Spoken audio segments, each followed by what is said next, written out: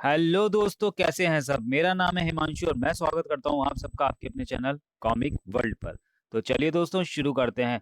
तिरंगा और inspector steel का 2 in 1 कॉमिक विशेषांक शतरंज का दूसरा और अंतिम भाग। उफ, आखिर हमें मौत देकर प्रोफेसर पाठक को लेकर निकल ही गया घोड़ा। मैं उसे रोक सकता था। तुमने मुझे रोककर कानून के कदमों में बाधा डाली है। हमें जल्द से जल्द ये पता लगाना होगा कि घोड़ा प्रोफेसर पाठक को लेकर कहाँ गया है। नहीं, इस काम में तुम शामिल नहीं हो, क्योंकि ये काम कानून का है। तुमने अनाधिकृत रूप से यहाँ प्रवेश किया और एक अपराधी को भागने में उसकी मदद की है, इसलिए मुझे तुम्हें गिरफ्तार करना होगा। इसकी जरूरत नहीं है इंस्पेक्टर। तिरंगा ने ऐसा देश के सम्मान को बचाने के लिए किया, और ऐसा करना अगर अपराध होता तो भगत सिंह, चंद्रशेखर जैसे अमर शहीद नहीं, हत्यारे कहलाए जाते। सरदार जी ने ठीक कहा इंस्पेक्टर। तिरंगा को जाने दो और अपनी ड्यूटी पर पहुंचो। Okay sir. इंस्पेक्टर स्टील अगर भागते घोड़े पर वार करने में सफल हो जाता तो नेताजी का प्रोफेसर पाठक का अपहरण होने देने का सारा प्लान चौपट हो जाता। और ये बात मेरे दिमाग में तब कौंधी जब मैंने एक ही समय में विज्ञान भवन में दो प्रोफेसर पाठक देखे। एक जिसका अपहरण हुआ, दूसरा वह जो तहखाने में नेताजी के साथ मौजूद था। वाह नेताजी वाह, दाद देनी होगी आपके दिमाग की, जिसने एक ही झटके में शतरंज को दी है गहरी मात। शतरंज को मात। जय हिंद। पास ही खड़े अमेरिका के राजदूत रोजर हडसन की फटी फटी आंखों में मौजूद आश्चर्य शब्द बनकर उसके होंठों तक पहुंचा। ये इसने क्या किया शतरंज? इसने आत्महत्या क्यों की? मिस्टर हडसन, क्योंकि यह प्रोफेसर पाठक था ही नहीं। व्हाट? यस, इस कंप्यूटर में प्रोफेसर पाठक के ब्लड ग्रुप और फिंगरप्रिंट के साथ साथ उसके शरीर का सारा ब्यौरा भी दर्ज है। अगर इसने प्रोफेसर को पहचान लिया होता तो इससे वार्निंग सिग्नल ना गूंजा होता।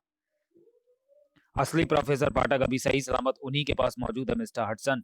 ओह, हमें बहुत बड़ा धोखा दिया गया है। हम इस बात को राष्ट्रसंघ के सामने रखेंगे। ऐसा करके हम उनका कुछ नहीं बिगाड़ पाएंगे, क्योंकि अब तक ये खबर सारी दुनिया में फैल चुकी होगी कि विश्व के सबसे बड़े आतंकवादी संगठन शतरंज ने प्रोफेसर पाठक का अपहरण कर लिया है।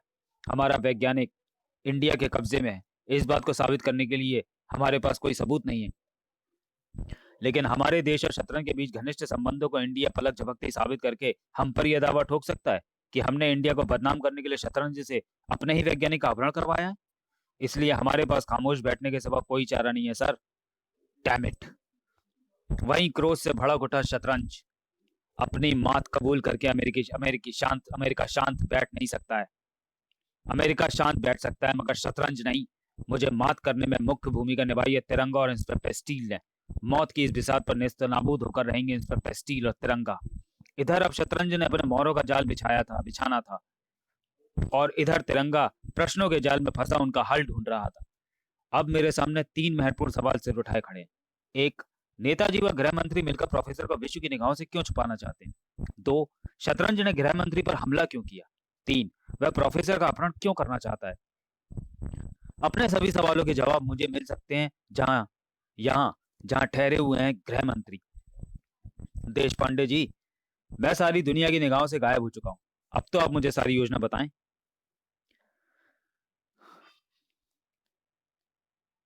तुम योजना अनुसार छुट्टियां लेकर भारत आए, किंतु अमेरिकी सरकार को मेरे गद्दार दोस्त भरत रघुवंशी द्वारा हमारी योजना की भनक लग गई।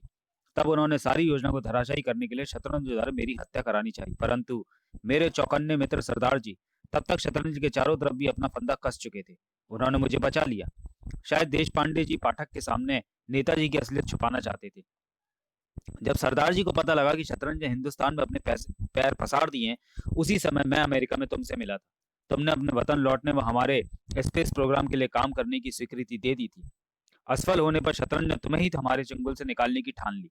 इसलिए सरदार जी ने यह जबरदस्त जाल बुना जिसमें शतरंज जैसा माहिर खिलाड़ी मात खा गया।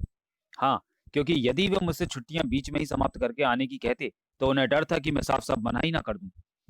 अब जानने के लिए शेष कुछ नहीं था। तिरंगा वापसी के लिए मुड़ गया। सड़क पर पहुंचती उसके सामने खड़ा था इंस्पेक्टर स्टील। हिलना मत, नहीं तो गोली चल जाएगी। तिरंगा नहीं हिला, मगर उसके होंठ जरूर हिले। देश सेवा के लिए जो सिर पर कफन बांधकर फिरते हैं वे गोली क्या, बारूद के ढेर से भी नहीं डरते हैं। गैर कानूनी ढंग से वर्जित क्षेत्र में घुसकर एक वीआईपी के बंगले की निगरानी करके एक लोक सेवक यानी मुझ पर हमला करके तुमने धारा 152 का उल्लंघन किया है। मैं ऐसा क्यों कर रहा हूं इंस्पेक्टर, ये ना तुम समझ पाओगे और ना मैं तुम्हें समझा पाऊंगा। मुझे समझाने की कोई जरूरत नहीं है। तुम इससे पहले भी विज्ञान भवन में एक अपराधी को भगाने में उसकी मदद कर चुके हो। तुम कानून के सिपाही हो, स्टील। और एक सिपाही अपनी वर्दी, अपने अफसर और कानून की धाराओं का पाबंद होता है। इन बंधनों के होते देश को खोखला करने वाली ताकतों से नहीं निपटा जा सकता। उनसे तो कोई तिरंगा बनकर ही निपट सकता है। मुझे कानून की धाराओं से मतलब है, और तुम 2 बार उनका उल्लंघन कर चुके हो, इसलिए यू आर अंडर अरेस्ट। एक सच्चे देशभक्त के हाथों में हथकड़ी डालने बड़ा वह कानून का सिपाही कि ठीक तभी ठाक इसे अपने साथ ले जाने की नहीं, बल्कि इसके साथ शतरंज महान के सामने पहुंचने की तैयारी कर इंस्पेक्टर, क्योंकि तुम दोनों को वहां ले जाने के लिए आया है। उफ। हाथी। इसका भारी भरकम शरीर, इसके नाम को और इसकी बातें यह सार्थक कर रही है कि ये शतरंज का साथी है, इसलिए मुझे इसका ख्याल रखना है कि ये ज्यादा देर अपने पैरों पर ना खड़ा रहे। पाए। उफ। ठाक। चींटी से ज्यादा हैसियत नहीं रखता तू मेरे सामने। इधर हाथी के वार से दूर उछला भारत का वह बेटा, उधर खड़ा हुआ कानून का वह प्रहरी। कानून से खिलवाड़ करने के बाद तुम बचकर नहीं निकल सकते। रुक जाओ, नहीं तो गोलियों से छलनी कर दिए जाओगे। हाथी को इस खिलौने से डराने की कोशिश मत कर इंस्पेक्टर, क्योंकि हाथी के लिए कंचों की गोली से बढ़कर नहीं है ये बारूद की गोलियां। प्राम प्राम प्राम। ओह, इसके शरीर पर चढ़ा कवच बुलेट प्रूफ है। अपनी सर्विस पिस्टल खाली करके भी जब हाथी के जिस्म में खरोच भी ना डाल सका इंस्पेक्टर स्टील, तो देखते हैं हाथी की सिर्फ तेरी खाली मजबूत है या हड्डियों में भी कुछ जान है। अपने सामने वाली हर चीज को ही नहीं, कटाक दुश्मन को भी काटते हैं ये ब्लेड, फिर चाहे वह दुश्मन स्टील का ही क्यों ना बना हो। उफ।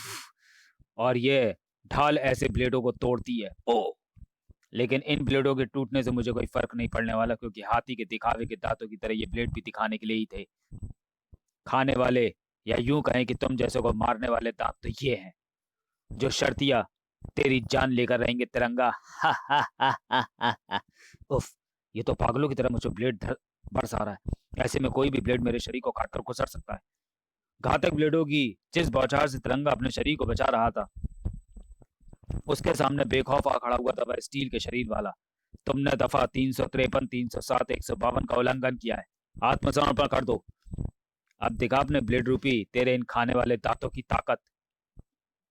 हाथी की एक बड़ी खासियत है कि जिस चीज को वह दांतों से नहीं काट पाता, उसे वह अपनी सूंड में ऐसे जकड़ता है और ऐसे दूर फेंक देता है। ओह।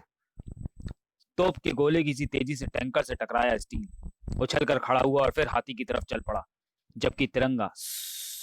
ओह, स्टील के टकराने से टैंकर में जो दरार पड़ गई, उससे जहरीली गैस उठने लगी। आसपास के इलाके के लिए यह अत्यंत घातक सिद्ध हुई। इस गैस के रिसाव को नहीं रोका जा सकता। मुझे तुरंत ही कुछ और करना होगा। बिना कोई भी छड़ गवाए भाग खड़ा हुआ तिरंगा आंधी की तरह टैंकर के ड्राइविंग केबिन में दाखिल हुआ और उसे तूफान की गति से भगा कर ले चला। इस टैंकर में भरी जहरीली गैस से शहर के इस हिस्से को बचाने के लिए मेरा इसे लेकर यहाँ से भागना जरूरी है। मुझे पूरी उम्मीद है पीछे हाथी को संभाल लेगा।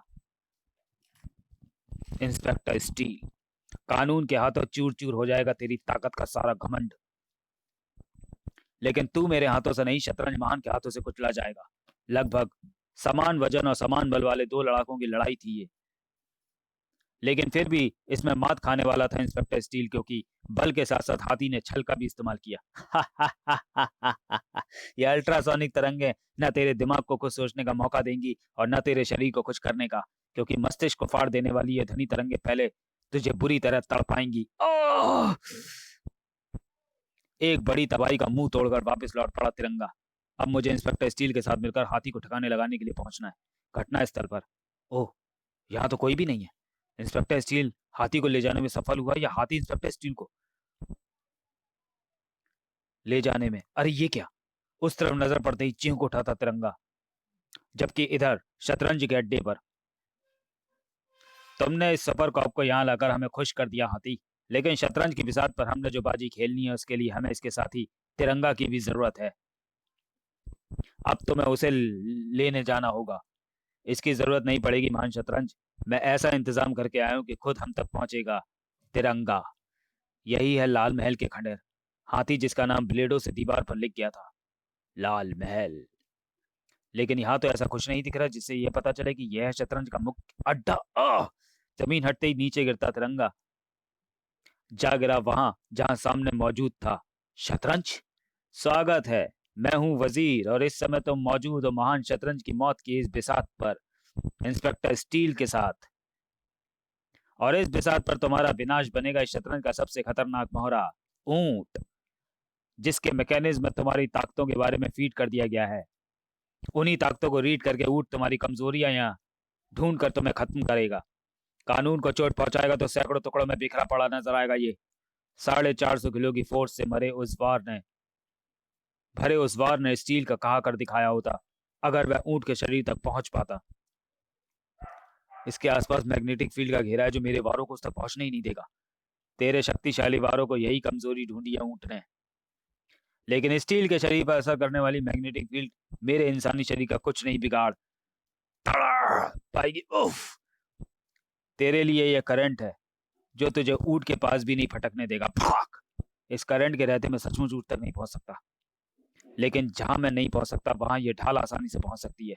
तेरी ये ढाल तेरी सबसे बड़ी ताकत है तिरंगा, क्योंकि तुम्हारी सबसे बड़ी ताकत तुम्हारे रोबोटिक शरीर को एनर्जी देने वाली इस पावर बैटरी को निकाल कर ऊंट तुम्हें बेकार कर रहा है। इसका इंतजाम तो ऊंट ने पहले ही कर रखा है। ओह! ऊंट ने अपनी मैग्नेटिक पावर से ढाल को छत पर लटका दिया है। स्टील, मैं तुम्हारी मदद से उसे वापस हासिल कर सकता हूँ। उफ! स्टील ने एक तरफ हटाकर इस बार खुद को बचा लिया। यमराज के पास जाने की सोच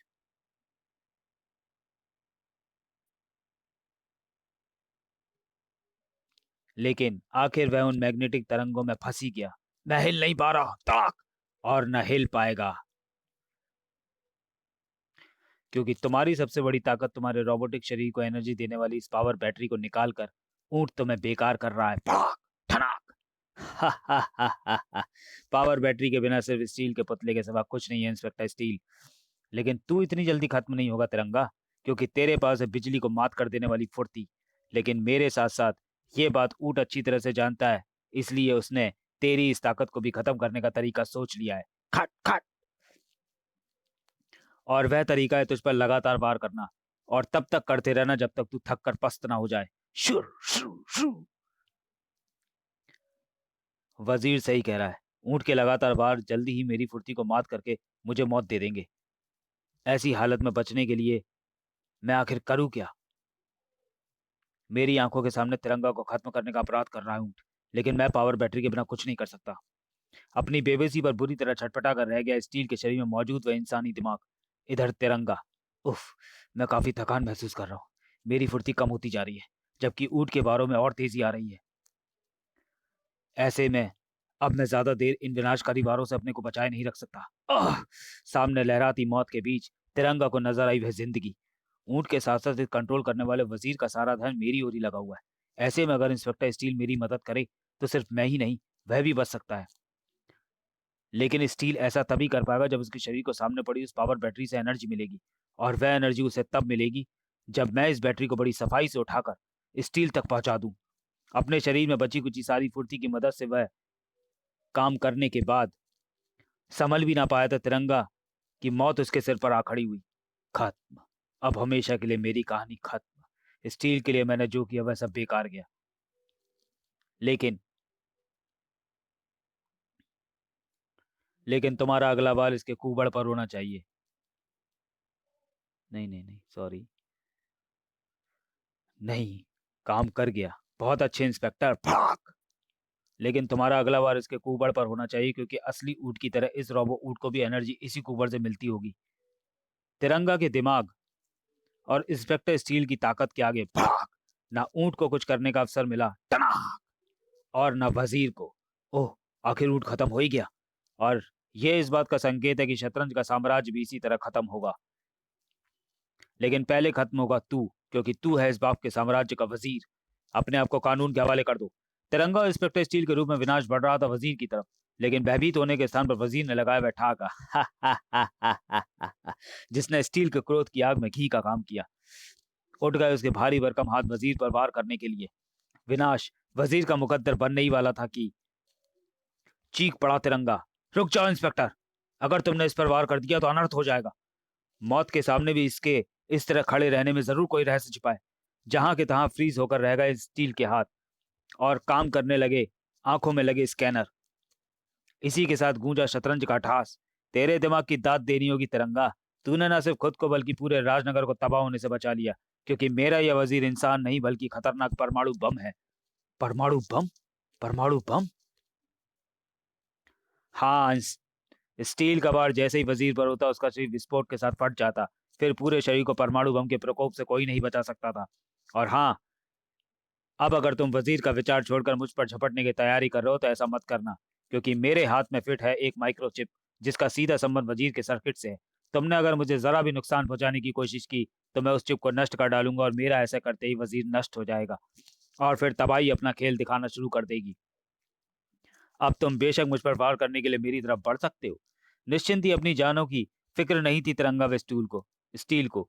लाखों जानों का सवाल उनके पांव की बेड़ियां बन गया था। तुम्हारे दिमाग और इंस्पेक्टर स्टील की ताकत ने मिलकर मुझे गहरी शिकस्त दी है। जीवन में पहली बार तुमसे हार मानकर अपने मोहरों, हाथी और घोड़े के साथ जा रहा हूं मैं।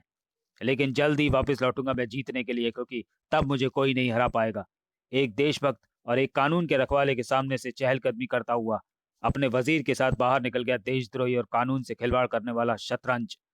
हा हा हा हा हा हा। उफ, काश हम शतरंज को पकड़ पाते। अब हमारे करने लायक यहाँ कुछ नहीं रहा। हमें वापस लौट जाना चाहिए। कृपया यहाँ फोर्स भेजें। इधर इंस्पेक्टर स्टील अपने वायरलेस अधिकारियों को सूचित करने में व्यस्त हुआ। इधर तिरंगा वहां से रवाना हुआ। कानून के इस सिपाही से मेरा कोई मतभेद हो उससे पहले ही मुझे यहाँ से निकल जाना चाहिए।